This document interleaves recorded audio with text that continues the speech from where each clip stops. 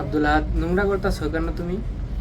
সিলেট তখন না সিলেট আনি পড়বো না নোংরা হয়ে গেছে। জানো কি বনি আচ্ছা লেখো, কি লাগবে দেখি।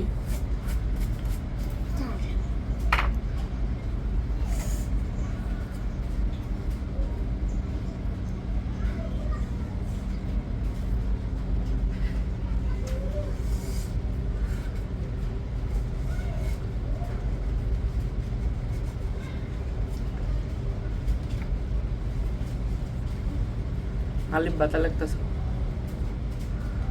আলিফ বাতা লেখো।